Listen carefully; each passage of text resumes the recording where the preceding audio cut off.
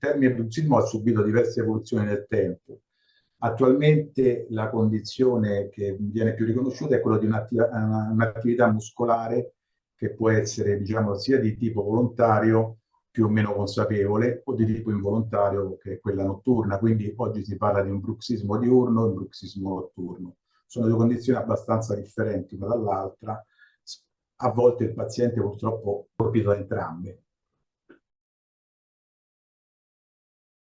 Assolutamente sì. Diciamo che nel bruxismo notturno ci sono due tipi di bruxismo, cioè il clenching e il grinding.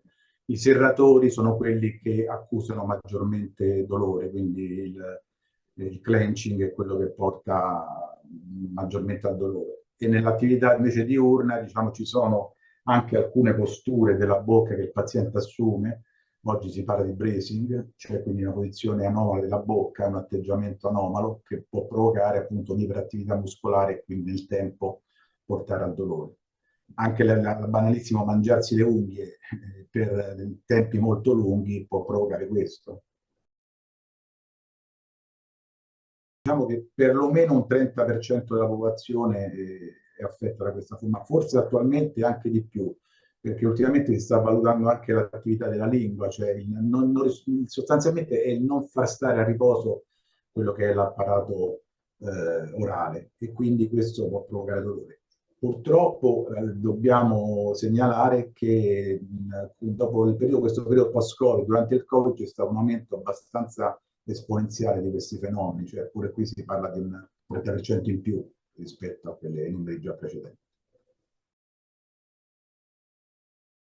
Sostanzialmente purtroppo il paziente se ne accorge quando viene innescato il fenomeno dolore, quindi segnali in realtà non ce ne sono preordinati. Si può notare magari un'eccessiva usura dei denti in soggetti giovani.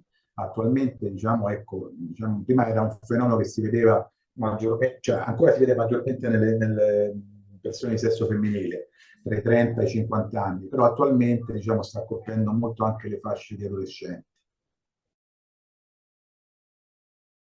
Spesso sono terapie di fisioterapia che lo stesso paziente può effettuare a casa da solo.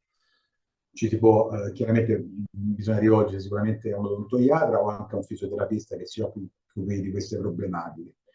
Non necessariamente si fa ricorso al famoso bite che viene anche usato in maniera eccessiva e non va usato molto a lungo. Uno dei miei maestri, il professor Manfredini, dice sempre che il bite va usato come stampella, cioè quando abbiamo un trauma, quando abbiamo un dolore in un'altra articolazione, sostanzialmente è un dolore articolare da sovraccarico muscolare. Quindi quando abbiamo questo tipo di dolore usiamo la stampella per un certo periodo, non è che portiamo tutta la vita la stampella. Quindi il bite va usato non sempre, a volte, e per periodi comunque brevi.